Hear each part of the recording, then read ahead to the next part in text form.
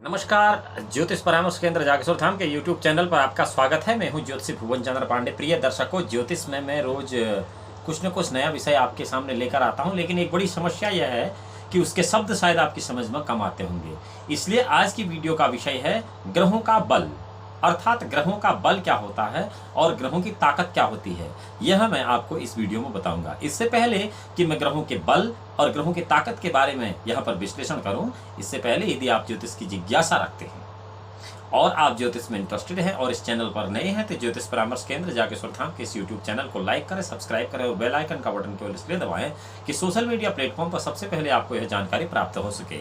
ग्रहों के बलाबल जो हैं वह इस प्रकार से होते हैं कि प्रत्येक ग्रह उच्च का होने पर अधिक बलवान हो जाता है जितनी की उसकी नैसर्गिक ताकत होती है। तत्पश्चात यदि वह मूल त्रिकोण में हो और अपनी राशि में रहने की अपेक्षा अधिक बली हो जाता है। उसके बाद स्वक्षेत्री ग्रह बलवान होता है। निम्न चार स्थितियां जो मैं आपको अभी बताऊंगा वह ग्रह की शक्ति का परिचय देती है कि आपकी जन्म कुंडली में ग्रह कितनी ताकत का है। उच्च का होने पर ग्रह सर्वोच्च बली होता है, लेकिन उच्च का क्या है इसको पूरी तरह परिभाषित करूंगा। मूल त्रिकोण का होने पर उच्च बली होता है, इसको भी पूर्ण तरह परिभाषित करूंगा। और अपने घर में रहने पर ग्रह बली होता है, इसे भी पूर्णतः परिभाषित करूंगा। और नीच का होने पर निर्बल होता है, इसे भी संपूर्ण परिभाषित मैं आपके लिए कर रहा हूं। 9 ग्रहों का जिसमें सूर्य चंद्र ग्रह और मंगल बुध गुरु शुक्र शनि 5 स्टार पंचतारा और राहु और केतु 2 पात ग्रह, इनको मिलाकर जो नवग्रह मंडल बनाया गया है, इसमें 9 ग्रहों के उच्च बली, स्थान बली, मूल त्रिकोण व स्वगृह होने के संबंध में कैसे विचार किया जाता है। प्रिय दर्शकों, सूर्य जो है सिंह राशि का स्वामी है और यदि वो सिंह राशि में स्थित है तो उसे स्वगृही अथवा स्वक्षेत्री कहा जाता है। किंतु यदि सूर्य सिंह राशि में स्थित हो और 1 से लेकर 10 अंश के बीच में या 1 से लेकर 20 अंश के बीच में हो तो वह मूल त्रिकोण का माना जाता है, तथा 21 से लेकर 30 अंश तक का जो सूर्य है वह स्वक्षेत्री कहा जाता है। मेष के 10 अंश तक, शून्य से लेकर 10 अंश तक सूर्य उच्च का कहा जाता है, तथा तुला में शून्य से लेकर 10 अंश तक का सूर्य नीच का कहा जाता है। चंद्रमा के बारे में आपको बताते हैं, तो आपको पता लगे सूर्य उच्च का और नीच का कहाँ होता है। चंद्रमा कर्क राशि का स्वामी है और यदि वह कर्क राशि में स्थित है तो उसे स्वगृही या स्वक्षेत्री कहा जाता है। किंतु यदि चंद्रमा वृष राशि में स्थित है और वृष राशि के 3 अंश तक है तो उच्च का कहलाता है, और वृष राशि के 4 अंश से 30 अंश तक चंद्रमा को मूल त्रिकोण का माना जाता है। वृश्चिक राशि के 3 अंश तक चंद्रमा नीच राशि का होता है। मंगल मेष तथा वृश्चिक राशि का स्वामी है और यदि वो मेष अथवा वृश्चिक राशि में है तो इसे स्वगृही या स्वक्षेत्री कहा जाता है। किंतु मेष राशि के 1 से लेकर 18 अंश तक मंगल मूल त्रिकोण का कहलाता है और 19 से 20 अंश तक का मंगल स्वक्षेत्र का कहा जाता है। मकर राशि के 28 अंश तक मंगल उच्च का तथा कर्क राशि के 28 अंश तक नीच का होता है। प्रिय दर्शकों, बुध कन्या और मिथुन राशि का स्वामी है। बुध कन्या अथवा मिथुन राशि में स्थित है तो वह स्वगृही होता है और स्वक्षेत्री कहा जाता है। किंतु कन्या राशि के 1 अंश से लेकर 18 अंश तक बुध का मूल त्रिकोण तथा उससे आगे 19 अंश से 30 अंश तक का स्वक्षेत्र माना जाता है। कन्या राशि के 15 अंश तक बुध उच्च का होता है तथा मीन राशि के 15 अंश तक बुध नीच का माना जाता है। बृहस्पति के लिए कन्या राशि के 15 अंश तक बुध उच्च का और मीन राशि के 15 अंश तक नीच का माना जाता है। इस प्रकार यदि बुध कन्या राशि में स्थित है तो कन्या राशि के 1 अंश से 15 अंश तक उच्च का होगा और इसके साथ ही 1 अंश से 18 अंश तक मूल त्रिकोण का होगा और 19 अंश से 30 अंश तक स्वक्षेत्र का होगा। यहां पर आपको 2 बातें हमेशा ध्यान रखनी चाहिए। बुध कन्या राशि में उच्च का होता है, यह बिल्कुल सही बात है, लेकिन बुध 1 अंश से 18 अंश तक मूल त्रिकोण का होता है, यह एक अलग बात है। दोनों का सामंजस्य आपको बिठाना पड़ेगा। इस प्रकार यदि बुध कन्या राशि में स्थित है तो कन्या राशि के 1 से 15 अंश तक उच्च का होगा और साथ ही 1 अंश से 18 अंश तक के मूल त्रिकोण स्थित 19 से 30 अंश तक का स्वक्षेत्री कहा जाता है।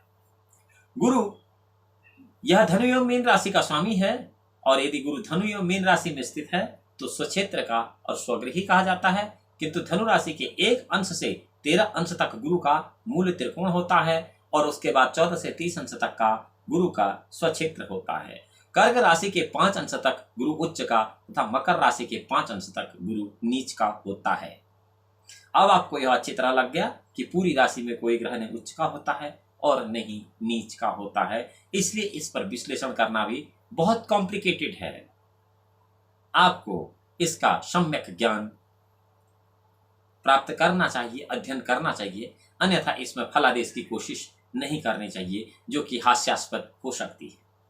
शुक्र के बारे में हम कहते हैं कि यह वृष तथा तुला राशि का स्वामी है और यदि शुक्र वृष अथवा तुला राशि में स्थित है तो वह स्वगृही और स्वक्षेत्री कहलाएगा, किंतु तुला राशि के 1 से 10 अंश तक शुक्र मूल त्रिकोण का होता है, तत्पश्चात 11 अंश से 30 अंश तक उसका स्वक्षेत्र होता है। मीन राशि के 27 अंश तक गुरु उच्च का माना जाता है और कन्या राशि के 27 अंश तक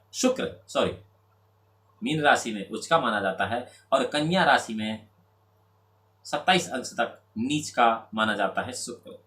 शनि के लिए मकर और कुंभ राशि का स्वामी है। शनि मकर अथवा कुंभ राशि में स्थित है तो उसे स्वगृही कहा जाता है और स्वक्षेत्री कहा जाता है, किंतु कुंभ राशि के 1 अंश से 20 अंश तक शनि का मूल त्रिकोण होता है और उसके बाद 21 अंश से 30 अंश तक शनि का कन्या राशि में 21 अंश से 30 अंश तक स्वक्षेत्र है। तुला राशि के 20 अंश तक ही शनि उच्च का होता है। तुला राशि के 20 अंश तक ही शनि उच्च का होता है। अब हम राहु के बारे में आपको बताते हैं कि राहु कहाँ पर उच्च का होता है और कहाँ पर नीच का होता है। राहु को कन्या राशि का स्वामी माना गया है, अतः यदि राहु कन्या राशि में स्थित है तो उसे स्वगृही और स्वक्षेत्री कहा जा सकता है।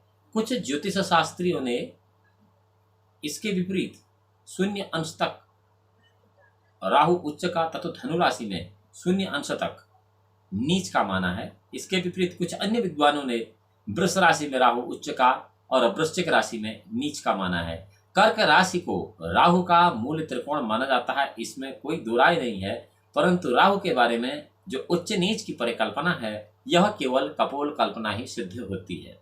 गणितागणित राहु न तो उच्च का होता है और न ही नीच का होता है। यह मैंने आपको कुछ विद्वानों के मत जरूर बता दिए थे, लेकिन वह शाश्वत सत्य नहीं है, क्योंकि ज्योतिष में अधिकतर चीजें परम सत्य हैं, अर्थात ज्योतिष प्रकृति के नियमों का एक संविधान है। केतु मिथुन राशि का स्वामी माना जाता है इन्हीं विद्वानों की दृष्टि में, और यदि केतु मिथुन राशि में स्थित है तो उसे यह स्वक्षेत्री और स्वगृही कहते हैं। यहाँ पर हमारा उद्देश्य कतई भी आपको गलत या सही बताना नहीं है, परंतु हम यहाँ पर आपको शब्द के मर्म समझा रहे हैं कि शब्द का क्या अर्थ है, क्योंकि इस वीडियो का विषय ही शब्दों का चयन है। और धनु राशि में 15 अंश तक केतु उच्च का तथा मिथुन राशि में नीच का ये लोग मान लेते हैं, जबकि केतु भी पात ग्रह है, यह न तो किसी राशि में उच्च का होता है और न ही किसी राशि में नीच का होता है। इसके विपरीत कुछ विद्वान वृश्चिक राशि में केतु को उच्च का और वृष राशि में नीच का मानते हैं, यह भी केवल कपोल कल्पना है। और सिंह राशि को केतु का मूल त्रिकोण माना जाता है, यह भी कपोल कल्पना है, क्योंकि राहु और केतु दोनों पात ग्रह हैं, यह उच्च और नीच के हो ही नहीं सकते हैं। ग्रहों के पद जो होते हैं और जो ग्रहों के फल हैं वो भवचक्र में स्थित ग्रहों के नाम के साथ साथ पदों से भी विभूषित किया गया है इनको, और प्रत्येक ग्रह को उसके पद के आधार पर जाना जाता है और फल निकालते समय उस पद पर भी विचार किया जाता है। ग्रहों के पद किस प्रकार से यह हम बातों आपको बताते हैं। शायद इस वीडियो में समझने वाले वो लोग जो कि ज्योतिष के मर्मज्ञ हो सकते हैं, वह बहुत कुछ ऐसा समझ गए होंगे जो कि उन्हें कहीं अन्य जगह नहीं मिला होगा, जबकि इस वीडियो का विषय मात्र शब्दों का चयन या शब्द का क्या अर्थ है यह रखा गया है।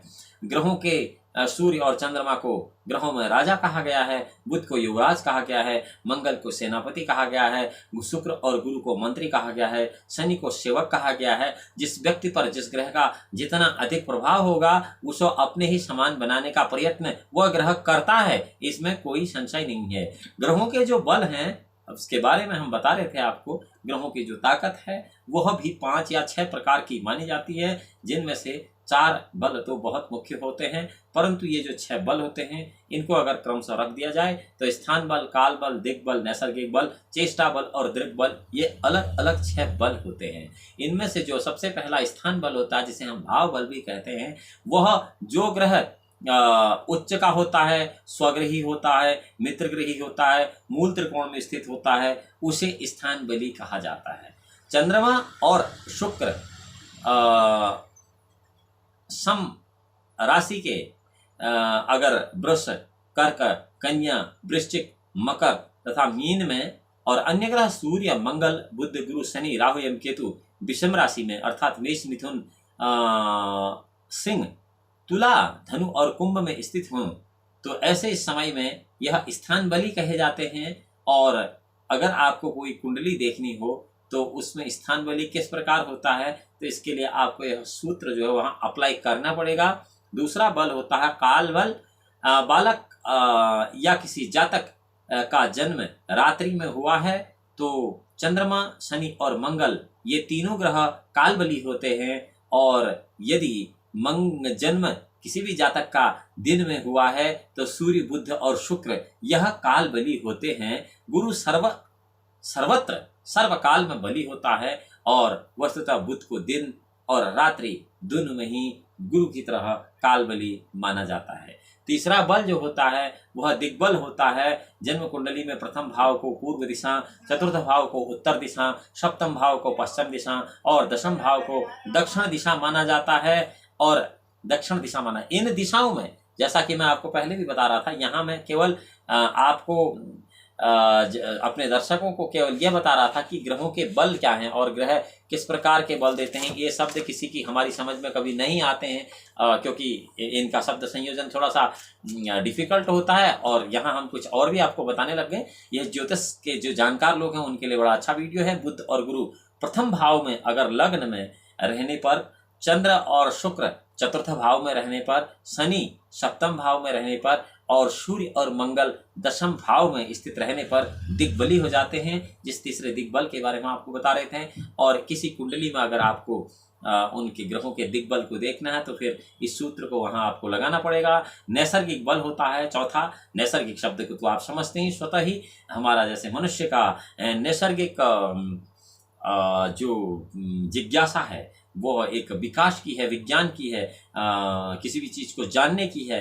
शनि, मंगल, बुध, गुरु, शुक्र, चंद्रमा तथा सूर्य ये उत्तरोत्तर एक दूसरे से अधिक बली होते हैं। अर्थात शनि से मंगल अधिक बलवान होता है, मंगल से बुध अधिक बलवान होता है, बुध से गुरु अधिक बलवान होता है, गुरु से शुक्र अधिक बलवान होता है, शुक्र से इसी प्रकार एक क्रम में यह बली होते रहते हैं। इसी क्रम में सूर्य से चंद्र कम बली होता है। अगर आप इसको उल्टा आरोह या अवरोह क्रम में रखेंगे तो फिर उल्टे हो जाएंगे, विपरीत हो जाएंगे। और चंद्र से शुक्र कम बली होता है। आगे इसी प्रकार शनि तक समझना चाहिए सभी को। और इसी को हम लोग जो है ज्योतिष में नैसर्गिक बल कहते हैं। इसके बाद एक चेष्टा बल होता है। चेष्टा तो आप समझते हैं कि हम यह चेष्टा कर रहे हैं, हम यह दुश्चेष्टा कर रहे हैं, वो ऐसा काम करने की चेष्टा कर रहा था। मकर राशि से मिथुन राशि तक किसी भी राशि में रहने पर सूर्य तथा चंद्रमा जो हैं वह चेष्टा बली होते हैं।